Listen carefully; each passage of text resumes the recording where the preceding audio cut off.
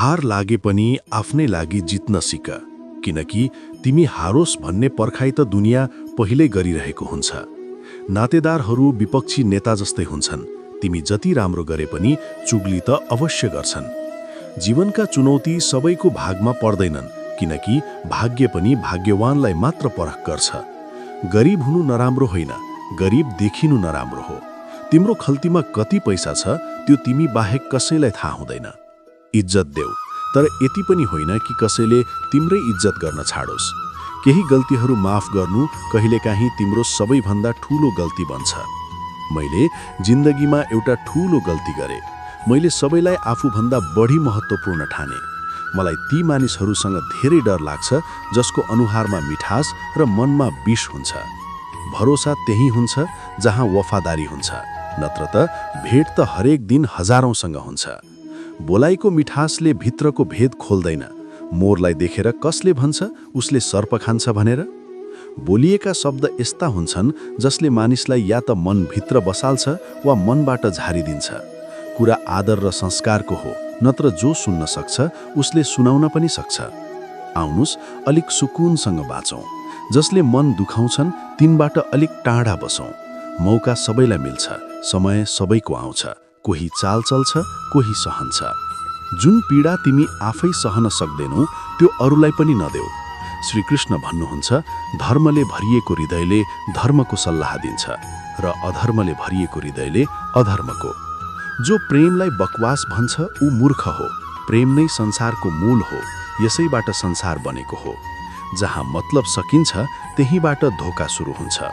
सम्बन्धमा नियमित दूरीले सम्बन्ध जोड्छ, अनियमित दूरीले सम्बन्ध तोड्छ। मानिस आफ्नो विश्वासले बनेको हुन्छ, जस्तो विश्वास गर्छ उस्तै बन्छ। श्रीकृष्ण भन्नुहुन्छ, आफूलाई खराब भन्न हिम्मत छैन र मानिसहरू भन्छन् जमानो खराब छ। माफी त्यही दिन सक्छ जो भित्रबाट बलियो हुन्छ। खोक्रा मानिस सधैँ बदला लिने आगोमा जलिरहन्छन्। यो नसोच कि 1 महिना वा 1 वर्षमा के होला, यो सोच कि 24 घण्टामा के गर्न सकिन्छ। मानिसको असली अनुहार त्यसै बेला देखिन्छ जब तिमी उसको कामका रहन्नौ। पल्टेर जवाफ दिनु गलत हुन सक्छ, तर सधैँ सही रह्यौ भने मानिसले बोल्ने सीमा बिर्सन्छन्। मूर्खसँग बहस गर्नु गालामा बसेको मच्छर मार्न जस्तै हो। मच्छर मरोस् वा नमरोस्, थप्पड त आफैलाई लाग्छ। झुटा मानिसका कुरा प्राय मीठा हुन्छन्, साँचो मानिसका कुरा कडा हुन्छन्। कदर गर्नु छ भने मानिस बाँचुन्जेल गर, मरेपछि त घृणा गर्नेले पनि भन्छ मानिस त धेरै राम्रो थियो। जो तिम्रो पछाडि कुरा गर्छन् तिनको कुरा कहिल्यै ध्यान नदेऊ, किनकि यसको अर्थ तिमी अझै पनि उनीहरूभन्दा 2 कदम अगाडि छौ। मेरो जिन्दगीका 3 गल्तीहरू: सबैलाई छिटै विश्वास गरेँ, सबैको आफैभन्दा बढी ख्याल गरेँ र कहिल्यै कसैलाई धोका दिइन। भाग्य र पत्नीले कहिलेकाहीँ दुःख दिन्छन्, तर साथ दिँदा जिन्दगी नै बदलिदिन्छन्। जिन्दगीको मजा आफ्नै तरिकाले लिनुपर्छ। मानिसको खुसीका लागि सिंहलाई पनि सर्कसमा नाच्नुपर्छ। केही मानिसलाई छोड्नु जरुरी हुन्छ, किनकि यदि हामीले छोडेनौँ भने उनीहरूले हामीलाई कतैको राख्दैनन्। श्रीकृष्ण भन्नुहुन्छ, धैर्य राख। कहिलेकाहीँ जीवनमा सबैभन्दा राम्रो पाउन सबैभन्दा खराब समयबाट जानुपर्छ। स्वास्थ्यका लागि योग र आवश्यक बेला दिएको सहयोग दुवैले जीवन बदल्छ। कहिलेकाहीँ एक्लै हिँड्नु परे डर नमान, किनकि शमशान, शिखर र सिंहासनमा मानिस सधैँ एक्लै हुन्छ। सल्लाहका 100 शब्दभन्दा अनुभवको एउटा ठक्कर मानिसलाई धेरै बलियो बनाउँछ। तिमी जे गर्न चाहन्छौ गर। मानिस के भन्छन् भनेर नसोच, किनकि तिमी केही नगर्दा पनि मानिस बोलिरहन्छन्। मैनबत्तीलाई अन्त्यमा मात्र थाहा हुन्छ कि उसलाई त्यही धागोले सकायो जसलाई उसले छातीभित्र लुकाएर राखेकी थिइन्। आजलाई मात्र हेरेर कसैको भोलिको अनुमान गर्न सकिँदैन, किनकि समय धेरै शक्तिशाली हुन्छ।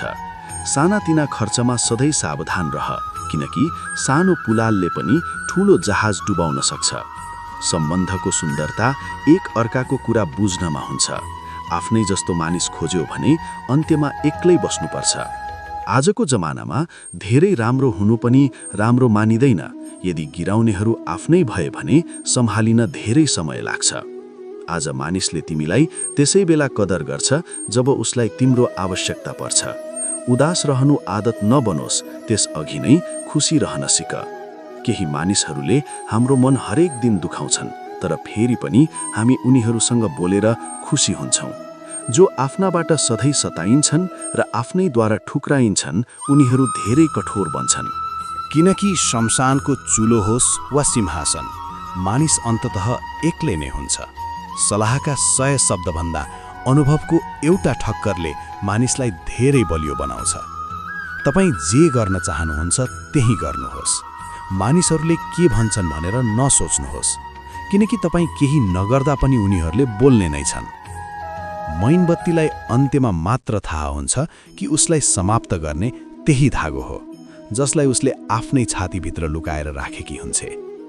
आजलाई हेरेर कसैको भोलिको अनुमान लगाउन सकिँदैन, किनकि समय धेरै शक्तिशाली हुन्छ। साना साना खर्चप्रति सधैँ सावधान रहनुहोस्, किनकि सानो प्वालले पनि ठूलो जहाज डुबाउन सक्छ। सम्बन्धको सुन्दरता एक अर्काको कुरा बुझ्नमा हुन्छ। आफ्नै जस्तो मान्छे खोज्दै हिँड्यौ भने अन्ततः एक्लै रहनुपर्छ। आजको जमानामा अत्यन्तै असल हुनु पनि सधैँ राम्रो हुँदैन। यदि कसैलाई तपाईले गिराउनु भयो भने फेरि सम्हाल्न धेरै समय लाग्छ। आजको समयमा मानिसहरूले तपाईको कदर तब मात्र गर्छन् जब उनीहरूलाई तपाईको आवश्यकता पर्छ। उदासीनता तपाईको बानी बन्नु अघि नै खुसी रहन सिक्नुहोस्। केही मानिसहरूले हाम्रो मन हरेक दिन दुखाउँछन्, तर उनीहरूसँग कुरा गरेर नै हामी खुसी हुन्छौँ। जो आफ्नैहरूले सताइएका र तिरस्कृत भएका हुन्छन् उनीहरू मनले पनि र बोलीले पनि कठोर बन्छन्। हे श्री कृष्ण, अरूले माने या नमाने तैपनि मलाई यो विश्वास छ कि जबसम्म तपाईँ साथमा हुनुहुन्छ सबै कुरा मसँग छ। रुख हाँगा काटिँदा सुक्दैन, रुख सधैँ जरै काटिँदा सुक्छ। त्यसै गरी मानिस कर्मले होइन, सानो सोच र गलत व्यवहारले हार्छ। श्रीकृष्ण भन्नुहुन्छ, म सबै प्राणीलाई समान रूपमा हेर्छु, न कोही मलाई कम प्रिय छ न कोही बढी, तर जो प्रेमपूर्वक मेरो आराधना गर्छन् उनीहरू म भित्र बस्छन् र म उनीहरूको जीवनमा प्रवेश गर्छु। राधारानी श्रीकृष्णजुलाई सोध्नुहुन्छ, मायाको साँचो अर्थ के हो? श्रीकृष्ण मुस्कुराउँदै भन्नुभयो, जहाँ मतलब हुन्छ त्यहाँ माया नै हुँदैन। श्रीकृष्ण भन्नुहुन्छ, मेरो पनि धेरै जन्म भइसकेका छन्, तिम्रो पनि। न यो मेरो अन्तिम जन्म हो न तिम्रो। प्रेम यस्तो अनुभूति हो जसले मानिसलाई कहिल्यै हार्न दिँदैन। घृणा यस्तो अनुभूति हो जसले मानिसलाई कहिल्यै जित्न दिँदैन। प्यार र भाग्य कहिल्यै सँगै हिँड्दैनन्। जो भाग्यमा हुन्छन् उनीहरूसँग कहिल्यै प्रेम हुँदैन, र जससँग प्रेम हुन्छ उनीहरू भाग्यमा हुँदैनन्। श्रीकृष्ण भन्नुहुन्छ, आशाले धेरै पीडा दिन्छ, तर नजाने किन यो दिलले आशा छोड्न सक्दैन। नक्कली सम्बन्धभन्दा धेरै राम्रो हो एक्लै बस्न सिक्नु। मोहब्बत र नफरत सुन्नमा दुई साधारण शब्द हुन्, तर यही दुई शब्दले मानिसलाई भगवान पनि बनाउन सक्छन् र शैतान पनि। समय बताउने धेरै भेटिन्छन्, तर समयमै साथ दिने धेरै कम भेटिन्छन्। जीवनमा आन्धी आउनु पनि जरुरी हुन्छ, तभी थाहा हुन्छ को हात समाउँछ र को छोड्छ। थाहा छैन जीवन फेरि पाइन्छ कि पाइँदैन, त्यसैले दुःख, रिस, घृणा, नाराजगी वा झगडामा यसलाई बर्बाद नगर्नुहोस्। सधैँ खुसी रहनुहोस् र अरूलाई पनि खुसी राख्नुहोस्। कसैसँग बारम्बार रिसाउनु भन्दा आफ्नो जीवनमा उसको महत्त्व कम गर्नु राम्रो हुन्छ। अरूको छायामा उभिँदा आफ्नै छाया हराउँछ। आफ्नो छाया पाउन एक्लै घाममा उभिनुपर्छ। कहिलेकाहीँ हामी गलत हुँदैनौँ, हामीसँग त्यस्ता शब्द हुँदैनन् जसले हामीलाई सही साबित गरून्। साँचो बोल्न कुनै तयारी चाहिँदैन, किनकि साँचो सिधै मनबाट निस्कन्छ। हिसाब राख्न सिक्नुहोस्, किनकि मानिसहरूले धेरै चाँडै सोध्नेछन् कि तिमीले मेरो लागि के नै गर्यौ। शान्त रहनुहोस् जबसम्म तपाईको सत्य आफै बोल्न थाल्दैन। जब समय आउँदैन झुटो कुरा पनि कति अचम्मको लाग्छ। आफै बोले राम्रो लाग्छ, अरूले बोले रिस उठ्छ। कहिले कसैको अपमान नगर्नु। तपाईँ शक्तिशाली हुनुहुन्छ यो राम्रो कुरा हो, तर समय तपाईँ भन्दा पनि शक्तिशाली हुन्छ, यो कुरा कहिले नबिर्सनु। तपाईको भविष्य कस्तो हुन्छ भन्ने कुरा तपाईँ अहिले कस्ता मानिससँग मित्रता गर्नुहुन्छ भन्नेले प्रमाणित गर्छ। अन्धकार हटाउन समय खर्च नगर्नुहोस्, बियो बाल्न समय लगाउनुहोस्। अरूलाई होच्याउन होइन, आफूलाई माथि उठाउन समय दिनुहोस्। जिन्दगीको सबैभन्दा कडुवा सत्य, राम्रा कुराहरू सजिलै पाइँदैनन्। यदि कसैले तपाईसँग सम्बन्ध राख्न चाहदैन भने आफूलाई उसको जीवनबाट टाढा राख्नुहोस्, किनकि समयले उसलाई कदर गर्न सिकाउँछ र तपाईलाई धैर्य। जिन्दगी जिउनु छ भने दुःख त हुन्छ नै, नत्र मरेपछि त जल्दा पनि पीडाको अनुभूति हुँदैन। सबैलाई खुसी राख्नु जिउँदो मान्छेलाई तराजुमा तौल्नु जस्तै गाह्रो काम हो। एकलाई राख्यो भने अर्को उफ्रिन्छ। जुन दिन तपाईँ आफ्नो हाँसोका मालिक आफै बन्नुहुन्छ त्यस दिन कसैले पनि तपाईलाई रुवाउन सक्दैन। आफूलाई यति सक्षम बनाउनुहोस् कि आज तपाईको मजाक उडाउनेहरू भोलि तपाईको उदाहरण दिन थालुन्। सम्बन्धको गलत उपयोग नगर्नुहोस्। राम्रा मानिसहरू जीवनमा बारम्बार आउँदैनन्। मानिसलाई समय दिन सिक्नुहोस्, सम्बन्ध आफै बलियो बन्छ।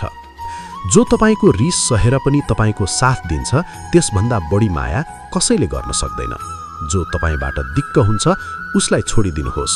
बोझ बन्नुभन्दा सम्झना बन्नु राम्रो। कसैलाई दिन सकिने सबैभन्दा राम्रो उपहार भनेको उसको भावना बुझ्नु र सम्मान दिनु हो। श्री कृष्ण भन्नुहुन्छ, अक्सर एक्लोपन त्यही मानिसले भोग्छ जसले जीवनमा सही निर्णय छान्छ। केही सम्बन्ध भगवानले तोडिदिन्छन् ताकि हाम्रो जीवन नबिग्रियोस्। मरेका मानिसलाई रुन हजारौं हुन्छन्, तर जिउँदोलाई बुझ्ने एकजना पनि हुँदैन। समयभन्दा बढी केवल ती सम्बन्धको कदर गर्नुहोस् जसले सही समयमा तपाईको साथ दिए। कुरा कडुवा छ तर सत्य हो। कसैलाई धेरै सुधार्न खोज्नु भयो भने ऊ तपाईको शत्रु बन्न सक्छ। जति गहिरो सम्बन्ध उति बढी अपेक्षा, र जति बढी अपेक्षा उति गहिरो चोट। बुद्धिमान मानिससँग केही मिनेटको कुराकानी हजारौं किताब पढ्नुभन्दा राम्रो हुन्छ। यदि खुसी रहन चाहनुहुन्छ भने स्वार्थी मानिसलाई फोनबाट मात्र होइन जिन्दगीबाट पनि ब्लक गर्नुहोस्। धोका कहिले मर्दैन। आज तपाईँ दिनुहुन्छ, भोलि तपाईलाई नै फर्केर आउँछ। रोने मान्छे त्यही हो जसले साँचो सम्बन्ध महसुस गरेको हुन्छ। स्वार्थी सम्बन्ध राख्नेहरूको आँखामा न लाज हुन्छ न आँसु। हरेक सम्बन्धको एक मर्यादा हुन्छ, एक रेखा हुन्छ।